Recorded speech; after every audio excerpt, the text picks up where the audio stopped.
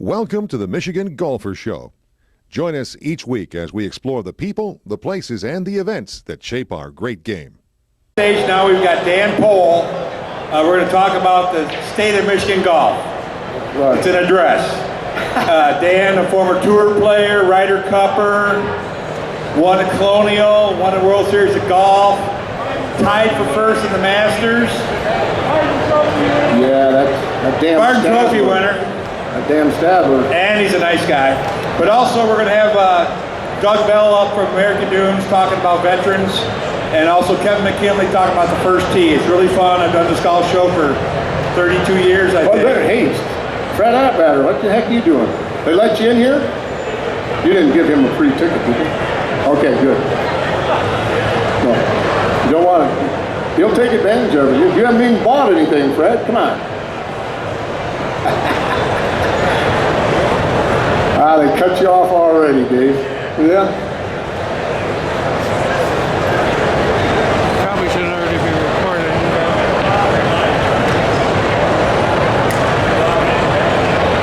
I don't think your voice will carry that far, buddy. But I'll get it started. This is the whole goal of us today, is just talk about what's going on in Michigan. You know, I mean, obviously a great number of people here today. Golfers obviously moving through here, seeing everything that Michigan has to offer. But our goal is to kind of tell you about some of the things that maybe you aren't aware of. We're going to have American Dunes come up, talk about the Folds of Honor with Doug Bell. We're going to talk about the first tee program. Both Dave and I, we've been doing this for a while. Obviously, at Antrim Dells, this guy's been around, and we want to talk about the golf courses, why you should go to certain places, what you're doing. The state of Michigan, I think they were just second in public golf courses in the country. So that kind of says a lot about what Michigan is all about when it comes to the public facilities. We also want to, question and answer. If you got some things, we'll go over that. We're going to kind of intermittent with the players coming up. But like I said, the whole goal is to have some fun. Talk about what's going on in Michigan. And we've got a lot of people out there buying stuff, trying to buy a game. You don't buy a game, do you? Do you even have clubs anymore?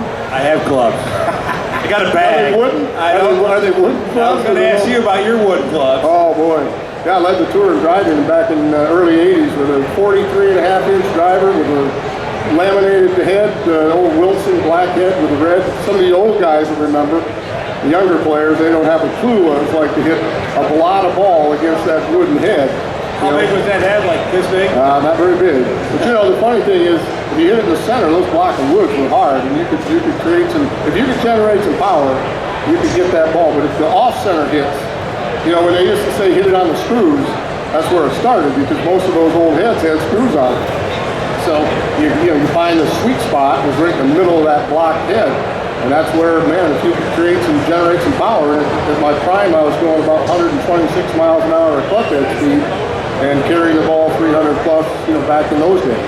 Now, that's like, hybrids for them now. They're firing, McElroy's firing out 3-woods that are carrying 320 or something. I don't buy into that they're swinging any harder. I just think the equipment has gotten so much better over the course of time. Your miss hits are better. A lot of people need to spend a little bit more time in analyzing their own swing versus just trying to buy equipment that might not fit their swing. Well, I agree with that, Dan. I think people should work on their game in the winter. 2 times I got better was in the winter, hitting that before all the TrackMan stuff. Mm-hmm. But you just worry about your swing, not where it's going. Well, I was in a time when playing with Lee Trevino and guys like that, they always said to Lee, what do you work on? I said, I try to just get the club square at the impact area. It doesn't matter how you get it there. It doesn't have to be a perfect swing all the time, but if that club is coming in square and you're maximizing the efficiency of your body at impact, you can generate not only some power, but that's what made him such a great driver of the ball and such a good iron player. He found a way to get that club square. But he would hit a lot of the guys that I deal with now and talk to, Bobby Nichols guys, we kind of laugh about all the new techniques and all the analysis and the ability to critique, ball speed, spin rate, all those things. We just stood up and hit it. You saw the shot, you hit it. That's right. You see it, you feel it, and react. Right to left, left to right. Well, I was never, mine was left to right. If I was looking right to left, then I was probably going to miss it, probably left. I was over going to cut it. My whole goal was to see a line here, swing my left side out of the way, and similar to what Lee was doing, most of the guys that were hard hitters of the golf ball like to play what? Cut. They frown against that most of the time now, but with a wooden club, it's easier to cut it than to manipulate a little, draw. And so I was always under the impression that, the guys that tried to draw it, even with their irons, were probably not the better iron players. Most of the guys who did it fairly straight with the driver, or maybe a cut, Jack, was obviously the best at his iron play, just holding it in there from left to right. But, the bottom line was, distance control, and what these guys are doing now with what was considered a pitching wedge might have 8 iron degree loft. So it's really hard to say how far they're hitting it based upon, whether it's a pitching wedge 9 iron. They should actually put the degrees of loft on those, those shorter irons to tell if they're actually hitting at the distance that they normally would. Exactly, because that's what a lot of club manufacturers did. They took loft off it, so their ball go farther, because the loft. Yeah, no, I mean, you're a 40, again, I'm going to kind of relate to when I was playing, a 48 degree sand or pitching wedge was the normal loft. Now you look at a lot of these sets and it's 44 or 45 degrees of loft. That's truly almost a light or a soft 8 iron or a hard, a pumped up 9 iron. So bottom line is you can hit the ball further if, you should be able to. If you got an 8 iron that's got 7 iron loft, you're going to hit it a little further. But the difference is for us back in the day is the control of those distances. We felt that the little 9 iron from 115 yards or a little knockdown to be controlled. Now the golf ball gets up a little quicker, harder to keep the ball down. The response is less spin, more flight, and less control overall. And that's I tell people, I say, I can do to put Tom Kite and some of these guys against some of these new players with the wedge game and stuff, beat them to death.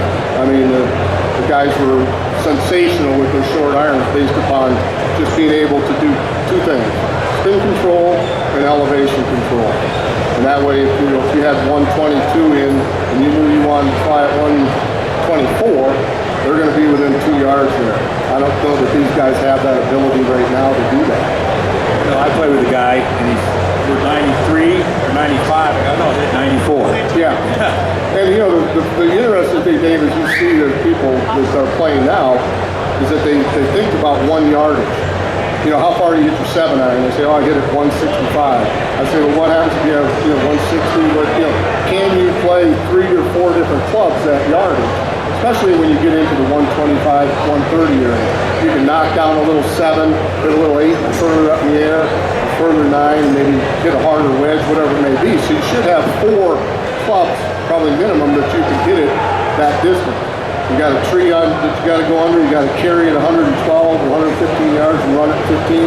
You got to know that that 7 iron is the 12, maybe even a 6. The first thing they do is maximize, try to hit it hard, jumps up, hits the tree limb, and there it is. It's down there, and all of a sudden they make double or triple. It's because they couldn't control the trajectory of that particular club. So, it's a new deal.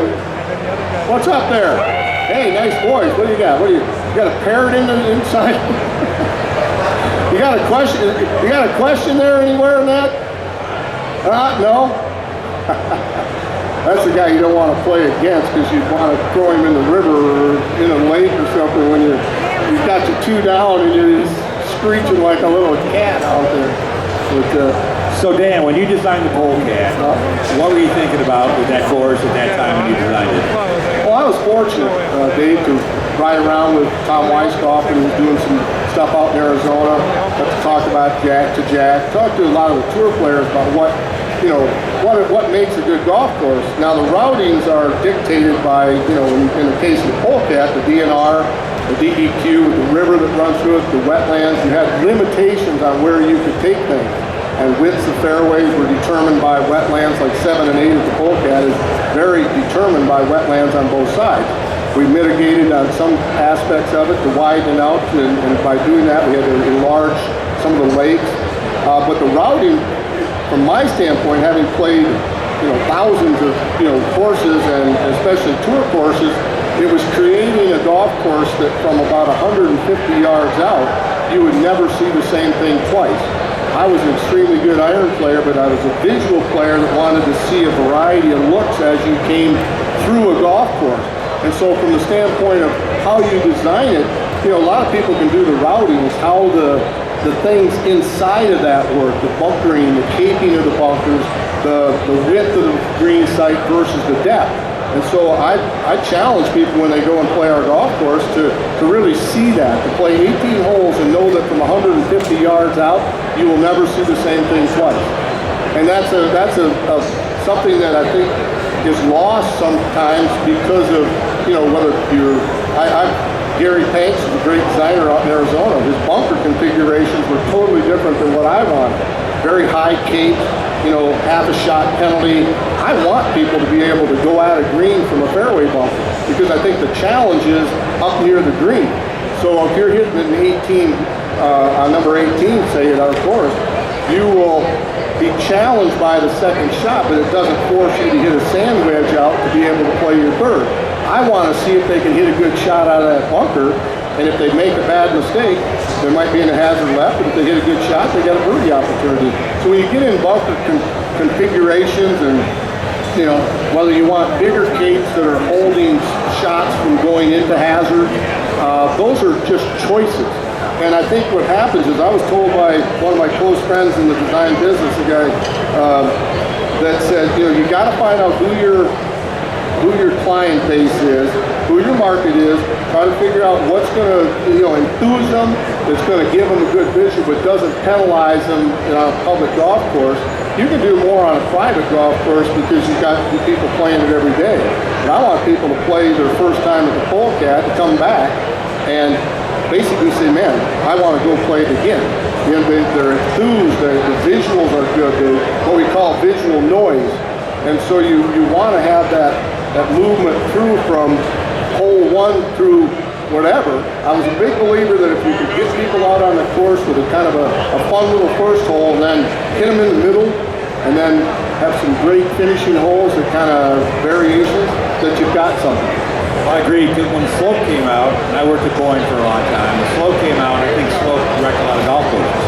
Because a lot of owners wanted the toughest slope, and nobody wants to get beat up. I mean, there's some courses where it's slope, 145, they love it. Yeah. Other courses, get beat up. And I think it depends on where you want to put the majority of your problem areas. If it's the driver, and you really tighten things up and make it difficult off the tee, because they base it on a 3-3, 3-1 or whatever, 10 points per hole or whatever the heck it is. And you could have an easy drive, but then maybe it's a 1, but then you go to your second shot and it's a tough one. And so the green configuration, the way that sets up to that second shot, gives you an overall mentality. Now you get one where it's a 3 off the tee, it's the toughest tee shot, but maybe the second shot's a little easier.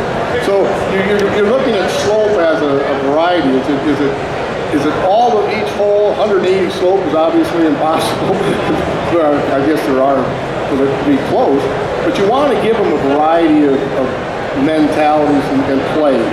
And I think that's what, some courses, and I know the owners at Dumaglas, that was asked to be the toughest slope golf course in the state when it was being built. And I think Larry Mancor was involved with it. Yeah, Larry designed that, and I worked for Larry. Yeah. And it's a beautiful piece of property, but it was just too tough. Gorgeous piece. And I went with Mike Punk, who now is part owner there, and went around and said, you need to soften some of these areas up to get people to enjoy coming back or want to come back. So I think it's a challenge to go and build something that's fun, playable, but also under the right conditions can be as challenging as you want. And that comes from two different things in my opinion. It comes from where your tee box areas favor, because most amateurs are cutters. Yeah, the guys that pay the bills hit it that way. That's right, exactly. So you got to watch that portion of it. And then your green configurations obviously create positioning. You look at Jack Nicklaus, one of the greatest iron players in the middle iron sections, 7, 6 irons, 5 irons, he could hit that high cut. So where was all of his tough pins? Back right. So you'd have a little ledge that was 15 by 20 in the back that was all based upon kind of his want to hit that high cut shot into the green. His front lefts and some of his middle positions were obviously the easier of the grouping, but you go through a lot of Jack's courses and that would be kind of the play mentality that he had. Weisskopf was probably, in my estimation, when he worked with, who was he working with at the time? Jay Morris. Great eyesight along with a tour player that had great vision, and those two people made, in my estimation, especially in Arizona, some of the greatest golf courses around, because you got four eyes checking on things. You have two guys, a player that's looking at, okay, what am I seeing back there? And Morris going, hey, remember we have drainage, we have issue, here's where our irrigation is, all those things. So when you can combine a couple of people, then you got a better chance of having an overall, rounded golf course and facility. That's like Jerry Matthews. He did Antrim Dells with his dad. He told me his dad didn't show up. He was down the road. How many of you played Antrim Dells and been up into his neck of the woods? That's the guy right there. Does he wear the beads all the time? What do you think? Is he a pain in the butt when when you come in? Jerry Hernandez, man. This is for Mike Brown, man. Lucky Beats. What's that? That was 9 holes I played. Yeah, he's the best. So that's Larry over there. That's Larry Pardogaming. Okay. So when Jerry Matthews designed Ogaming, his partner Mike, he's Mr. Deep Right. So first time I played Sundance, there's all kinds of room on the right. You don't want to penalize the guy. How many of you know about Shadow Creek in Las Vegas, Nevada? Okay, Shadow Creek was built with the idea that the main guy from, and I won't use names here, but they were doing the main routing, and he'd go out and hit balls, and if there was a tree, he'd hit a cut shot or over on the right, they would take down the tree that was in his way. So it was more like, okay, I'm going to design this golf course, but then I'm going to fit it to how I want it to, for my own play. Now, again, that's Tom Boswell, I think, is who designed that one, but he did it with a different mentality. So when I built the Polecat, it was basically the Brem family and myself walking through. We staked out, we had pink flags, and we staked out about a 10-yard area, and we'd clear out, and we'd see. Now, anybody that's played there know that it's pretty heavily wooded on a lot of different areas. It's also got the Chippewa River and the wetlands around it, so we had to go through and really decide which trees would be gone, which area would we open up. Hole like 16, really tough to design and build because it went right through this beautiful series of pine trees, and you had to pick which ones were going to stay and which ones were going to go. And as it turned out, splitting those three nice ones in the middle of the fairway, who people come over and want to cut them down. I said, no, they're not going to go, at least not while I'm still alive. But that makes the hole. If you just took those out of there, you just have what I would consider just a common par 4 or a short par 5 that goes through, the woods. But by looking at it as what would a tour player, how would he want to work? If the pin is in the back right, you miss the tee, if you hit the tee shot to the right, even if you go for the green, it's almost impossible. So our mentality is left, center, left, even if you're in the left rough, to go with a pin. So we play percentages. I mean, most of you that play golf just want to get it in the air. Most of you are hit it somewhere in the fairway. If it's a 40-yard fairway, we're looking at halves. If the pin's in the right side, we're at the time good enough to put it in the left center of the fairway or the left side to get that angle. And that's really a different way of playing the game of golf, is when you can control your golf ball. Most people now, all they want to do is do what? Get it further. I mean, they want to hit that $400 driver and just... That's right, they want it down. But I was always under the impression that if they had a 40-yard fairway, I don't aim down the middle, because now the fairway is only what? 20 yards wide on both sides. So I always, when I was really working on my game, I looked down the left edge of the rough, knowing that I had 40 yards that I could cut that ball and still be in the fairway. So as a longer player, I had to maximize not only to use my distance as a plus, but also be able to, I became one of the top iron players in hitting greens and regulation and stuff because I gave myself positioning.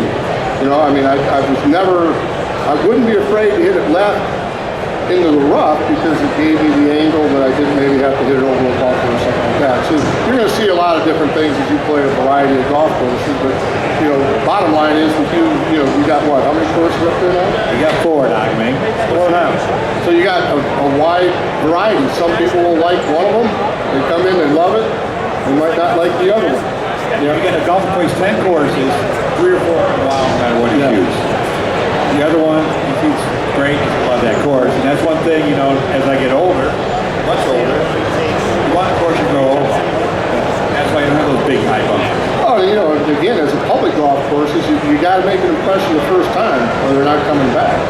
And so the whole goal is to make sure that we, as a golf professionals and as a selling the game, basically, that people are having fun. And that fun is based upon not making it the hardest you can make it.